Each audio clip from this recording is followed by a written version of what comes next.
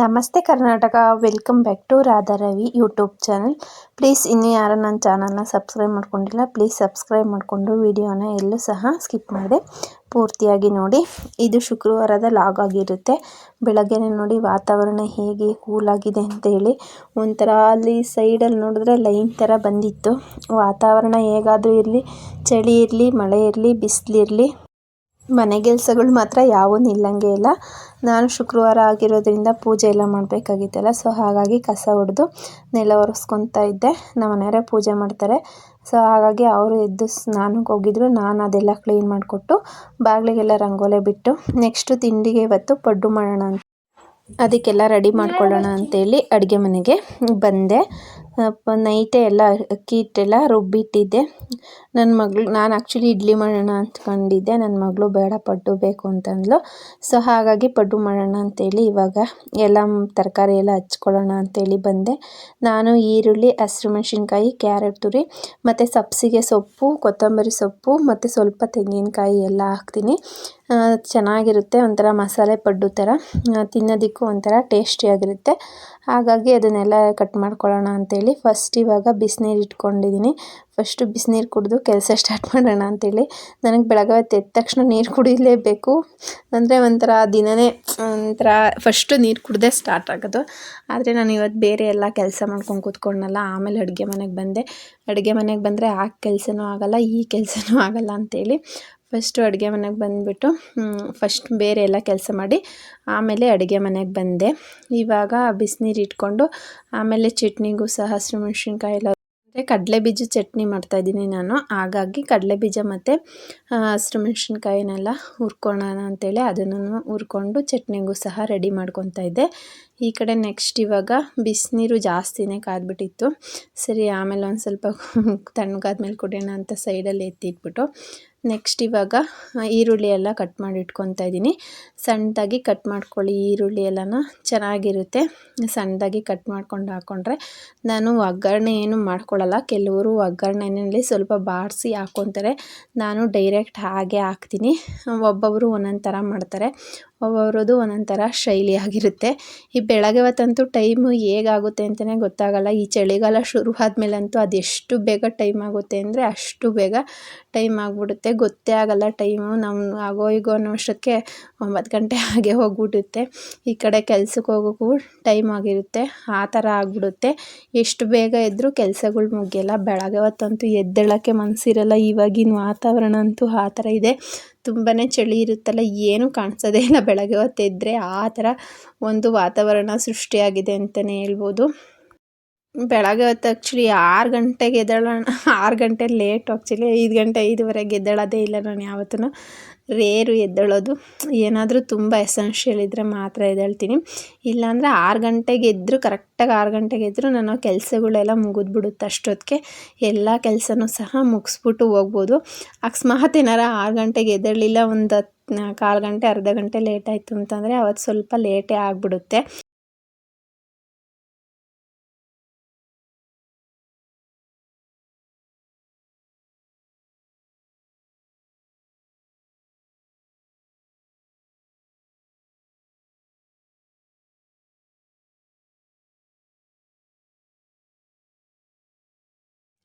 ಇವಾಗ ಈರುಳ್ಳಿ ಎಲ್ಲ ಕಟ್ ಮಾಡಿದ್ದಾಯಿತು. ನೆಕ್ಸ್ಟು ಸಬ್ಬಸಿಗೆ ಮತ್ತು ಕೊತ್ತಂಬರಿ ಸೊಪ್ಪನ್ನ ಎರಡನ್ನೂ ಸಹ ತುಂಬ ಸಣ್ಣದಾಗಿ ಕಟ್ ಮಾಡ್ಕೊಂಡು ಇಟ್ಕೊತಾ ಇದ್ದೀನಿ. ಎಲ್ಲ ಒಟ್ಟಿಗೆ ಕಟ್ ಮಾಡ್ಕೊತಾ ಇದ್ದೀನಿ. ಸಬ್ಬಸಿಗೆ ಸೊಪ್ಪು ಅದರಲ್ಲೇ ಇದೆ ಮತ್ತು ಕೊತ್ತಂಬರಿ ಸೊಪ್ಪು ಅದರಲ್ಲೇ ಇದೆ. ನೀಟಾಗಿ ತೊಳೆದ್ಬಿಟ್ಟು ಕಟ್ ಮಾಡ್ಕೊಂಡು ಇಟ್ಕೊಂಡ್ರಾಯ್ತು ಸಣ್ಣದಾಗಿ. ತುಂಬಾ ಟೇಸ್ಟಿಯಾಗಿರುತ್ತೆ ಪಡ್ಡು. ಈ ಥರ ಅಂದರೆ ಮಸಾಲೆ ಎಲ್ಲ ಹಾಕಿ ಮಾಡಿದಾಗ ಚೆನ್ನಾಗಿರುತ್ತೆ. ಆ್ಯಕ್ಚುಲಿ ಈ ಥರ ಎಲ್ಲ ನಾವು ತರಕಾರಿ ಎಲ್ಲ ಹಾಕಿ ಮಾಡೋದ್ರಿಂದ ಮಕ್ಕಳಿಗೂ ಕೊಡ್ಬೋದು. ಯಾಕಂದರೆ ಅವ್ರು ತರಕಾರಿ ತಿನ್ನಲ್ವಲ್ಲ, ಅಟ್ಲೀಸ್ಟ್ ಈ ರೂಪದಲ್ಲಾದರೂ ತಿಂತಾರೆ ಅಂತ ಕೊಡ್ಬೋದು. ಬಟ್ ನನ್ನ ಮಗಳಂತೂ ಫಸ್ಟ್ ಹೇಳ್ಬಿಟ್ಟಿದ್ಲು, ನಂಗೆ ಪ್ಲೈನ್ ಪಡ್ಡು ಮಾಡಿಕೊಡು, ನೀನು ಅದನ್ನೆಲ್ಲ ಈರುಳ್ಳಿ ಎಲ್ಲ ಹಾಕಿ ಮಾಡಿಕೊಡ್ಬೇಡ ಅಂತೇಳಿ. ಸೊ ಹಾಗಾಗಿ ನಾನು ಇನ್ನೇನು ಮಾಡೋದು ಅಂತೇಳಿ ಪ್ಲೈನ್ ಪಡ್ಡು ಅವಳಿಗೆ ಒಂದು ಸ್ವಲ್ಪ ಹಾಗೆ ಹಿಟ್ಟನ್ನು ಎತ್ತಿಟ್ಬಿಟ್ಟಿದ್ದೆ. ನೆಕ್ಸ್ಟು ನಾವು ಮಾತ್ರ ಮಸಾಲೆ ಪಡ್ಡು ಮಾಡೋದು ಸ್ವಲ್ಪ ಲೇಟ್ ಅನಿಸುತ್ತೆ. ಅಂದರೆ ನಮ್ಮ ಮನೇಲಿ ಸ್ವಲ್ಪ ಪಡ್ಡು ಪಾತ್ರೆ ಚಿಕ್ಕದಿದೆ, ಒಂದು 7 ಆಗುತ್ತೆ ಅನಿಸುತ್ತೆ ಒಂದು ಸಲಗಷ್ಟೇ. ಅಂದರೆ ಇವಾಗ ಇಡ್ಲಿ ಮಾಡೋದಾದರೆ ನಾವೇನು ಮಾಡ್ಬೋದು, ಇಡ್ಲಿ ಇಟ್ಬಿಟ್ಟು ಪಾತ್ರೆಗೆಲ್ಲ ಹಾಕಿ ಇಟ್ಬಿಟ್ಟು ಹಿಟ್ಟನ್ನ ನಮಗೆ ಒಂದು 10-15 ನಿಮಿಷ ಟೈಮ್ ಸಿಕ್ಬಿಡುತ್ತೆ. ಅಂದರೆ ಎಕ್ಸ್ಟ್ರಾ ಏನಾದರೂ ಕೆಲಸಗಳಿದ್ರೆ ಚಿಕ್ಕ ಪುಟ್ಟ ಕೆಲಸಗಳ್ನ ಮಾಡ್ಕೋಬೋದು. ಬಟ್ ಇದನ್ನ ಇಟ್ಟಾಗ ಪಡ್ಡು ಮಾಡೋಕ್ಕೆ ಅಂತಂದರೆ ಅದ್ರ ಮುಂದೆನೇ ನಿಂತ್ಕೊಂಡಿರಬೇಕು. ದೋಸೆ ಪಡ್ಡುಗೆಲ್ಲ ಅಷ್ಟೇ ಮುಂದೆ ನಿಂತ್ಕೊಂಡು ಮಾಡಿದ್ರೆ ಮಾತ್ರನೇ ಕೆಲಸ ಆಗುತ್ತೆ. ಇಲ್ಲಾಂದರೆ ನಾವು ಇವಾಗ ಹಿಟ್ಟು ಅತ್ತೆತ್ತ ಯಾವ ಕಡೆ ಕರ್ನಾಟಕ ಹೋಗಿ ಬರ್ತೀವಿ ಅಂತಂದರೆ ಅಲ್ಲೇ ಸೀದೋಗಿರುತ್ತೆ. ಸೊ ಹಾಗಾಗಿ ಈ ಪಡ್ಡು ಮತ್ತು ದೋಸೆ ಮಾಡೋ ದಿವಸ ಸ್ವಲ್ಪ ಲೇಟೇ ಆಗುತ್ತೆ ಅಂತಲೇ ಹೇಳ್ಬೋದು. ಚಪಾತಿ ರೊಟ್ಟಿ ಅಂಥವೆಲ್ಲ ಈ ರೈಸ್ ಐಟಮ್ ಮಾಡೋದಾದರೆ ಬೇಗ ಕುಕ್ಕರಲ್ಲಿ ಇಟ್ಬಿಟ್ಟು ಕೂಗಿಸ್ಬಿಟ್ಟು ಎಲ್ಲ ಒಗ್ಗರಣೆಗೆ ಹಾಕಿ ಇಟ್ಬಿಟ್ರೆ ಕುಕ್ಕರಲ್ಲಿ ಕೂಗ್ಬಿಡುತ್ತೆ, ಆಗಿಬಿಡ್ತವೆ ಬೇಗ. ಹಾಫ್ ಆನ್ ಅವರ್ಗೆಲ್ಲ ತಿಂಡಿ ಆಗೋಗ್ಬಿಡುತ್ತೆ. ಪಲಾವು ಟೊಮಟೊ ಬಾತು ಆ ಥರದವೆಲ್ಲ ಇವಾದರೆ ಸ್ವಲ್ಪ ಲೇಟ್ ಪ್ರೊಸೆಸ್ಸು. ಬಟ್ ನಮ್ಮ ಮನೇಲಿ ನನ್ನ ಮಗಳು ಇಷ್ಟಪಡೋದೇ ಇಂಥ ತಿಂಡಿಗಳು. ಅವಳಿಗೆ ರೈಸ್ ಐಟಮ್ ಅಷ್ಟು ಇಷ್ಟ ಆಗೋಲ್ಲ. ರೈಸ್ ಐಟಮಲ್ಲಿ ಪುಳಿಯೋಗರೆ ಬಿಟ್ಟರೆ ಅವಳಿಗೆ ಬೇರೆ ಏನು ಇಷ್ಟನೇ ಪಡೋಲ್ಲ. ಜಾಸ್ತಿನ ತರಕಾರಿ ಹಾಕಿದ್ರಂತೂ ಇನ್ನೂ ಇಷ್ಟನೇ ಪಡೋಲ್ಲ ಅಂತಲೇ ಹೇಳ್ಬೋದು. ಇವಾಗ ನಾನು ನೈಟೇ ರುಬ್ಬಿಟ್ಟಿದ್ನಲ್ಲ ಅಕ್ಕಿ ಹಿಟ್ಟು, ಅಂದರೆ ಅಕ್ಕಿ ಉದ್ದಿನಬೇಳೆ, ಸ್ವಲ್ಪ ಅವಲಕ್ಕಿ ಮತ್ತು ಅದಕ್ಕೆ ತೊಗರಿಬೇಳೆ, ಕಡಲೆಬೇಳೆ, ಮೆಂತ್ಯ ಎಲ್ಲ ಹಾಕಿ ನೆನೆಸಿ ನೈಟೇ ನೈಸಾಗಿ ರುಬ್ಬಿಟ್ಟಿದ್ದೆ. ಇವಾಗ ಅದಕ್ಕೆ ನಾನು ಒಂದು 2-3 ಸ್ಪೂನಷ್ಟು ಚಿರೋಟಿ ರವೆ ಬರುತ್ತಲ್ಲ ಅದನ್ನು ಹಾಕ್ಕೊತಾ ಇದ್ದೀನಿ. ಮತ್ತು ರುಚಿಗೆ ತಕ್ಕಷ್ಟು ಉಪ್ಪು, ಒಂದು ಅರ್ಧ ಸ್ಪೂನು ಸಕ್ಕರೆ, ಅಂದರೆ ಕಲ್ಲರು ಚೆನ್ನಾಗಿ ಬರುತ್ತೆ.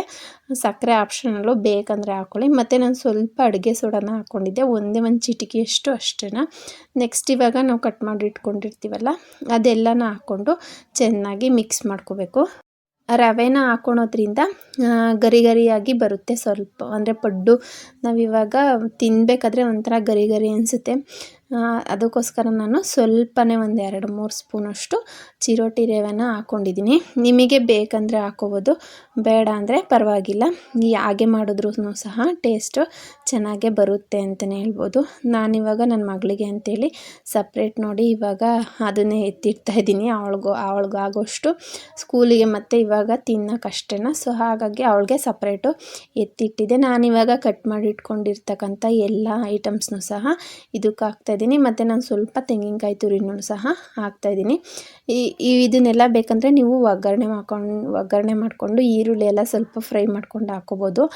ನಾನು ಆ ಥರ ಎಲ್ಲ ಏನು ಮಾಡೋಕ್ಕೋಗಲಿಲ್ಲ, ಡೈರೆಕ್ಟೇ ಹಾಕ್ಕೊಂಡು ಮಿಕ್ಸ್ ಮಾಡಿ ಇಡ್ತಾಯಿದ್ದೀನಿ. ಇವಾಗ ಚೆನ್ನಾಗೆಲ್ಲ ಮಿಕ್ಸ್ ಮಾಡಿಟ್ಟು ಅಷ್ಟೊತ್ತಿಗೆ ನಮ್ಮ ಮನೆಯವ್ರಿಗೆ ಟೀನೂ ಮಾಡಿಕೊಟ್ಟು ನನ್ನ ಮಗಳು ಅಷ್ಟೊತ್ತಿಗೆ ಎದ್ದು ಬಂದಳು. ಅವಳಿಗೂ ಸಹ ಹಾಲೆಲ್ಲನ ಕಾಯಿಸ್ಕೊಟ್ಟೆ.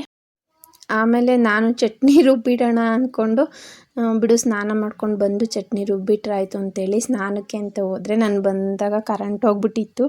ನಮ್ಮ ಕಡೆ ಸ್ವಲ್ಪ ಕರೆಂಟ್ ತೆಗಿತಾನೆ ಇರ್ತಾರೆ ಅವಾಗವಾಗ. ಈ ಬೆಳಗ್ಗೆ ಹೊತ್ತು ತೆಗೆದ್ರಂತೂ ಪ್ರಾಬ್ಲಮ್ಮು, ಯಾಕೆಂದರೆ ಟೈಮ್ ಆಗಿಬಿಡುತ್ತೆ. ಇವಾಗ ಅವಳು ಸ್ಕೂಲ್ಗೆ ಹೋಗಬೇಕು, ನಾವೆಲ್ಲ ಕೆಲ್ಸಕ್ಕೆ ಹೋಗ್ಬೇಕಾಗಿರೋದ್ರಿಂದ ಸ್ವಲ್ಪ ಪ್ರಾಬ್ಲಮ್ ಆಯಿತು. ನಾನಿವಾಗ ಕರೆಂಟ್ ಹೋಯ್ತು ಏನು ಮಾಡೋದು ಅಂದ್ಕೊತಾ ಇದ್ದೆ. ಸದ್ಯ ಹೆಂಗೋ ಕೊಟ್ಟರು ಬೇಗನೆ. ಹಿಂಗೆ ನನ್ನ ಮಗಳು ಎದ್ದು ಬಂದಳು, ಅವಳಿಗೂ ಸಹ ಹಾಲು ಮಿಕ್ಸ್ ಮಾಡಿ ಕೊಟ್ಟೆ. ಪರಂಗಿ ಹಣ್ಣು ಕೊಟ್ಟಿದ್ರು. ಇಲ್ಲಿ ನಮ್ಮನೆ ಹತ್ರನೇ ಒಬ್ಬರು ಬೆಳೆದಿರೋದು ಅನಿಸುತ್ತೆ. ತುಂಬ ಎಷ್ಟು ದಪ್ಪ ಇತ್ತು ಅಂದರೆ ಅಷ್ಟು ದಪ್ಪ ಇದ್ದದ್ದು ಪರಂಗಿ ಹಣ್ಣು.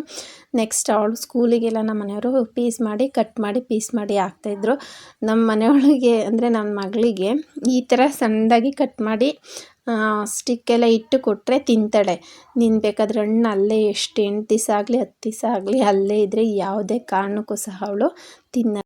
ನಾನಿವಾಗ ಅವಳಿಗೆ ಫಸ್ಟು ಪ್ಲೈನ್ ಪಡ್ಡು ಎಲ್ಲ ಹಾಕ್ಕೊಂಬಿಟ್ಟು ಅವಳಿಗೆ ತಿಂಡಿನ ಕೊಟ್ಟೆ. ನೆಕ್ಸ್ಟ್ ಇವಾಗ ನಮಗೆ ಅಂತ ಹಾಕ್ಕೊತಾ ಇದ್ದೀನಿ.